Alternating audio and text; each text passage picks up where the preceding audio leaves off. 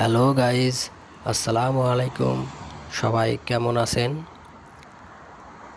আরও একটি নতুন ভিডিও নিয়ে আসলাম আপনাদের মাঝে। চলুন শুরু করা যাক।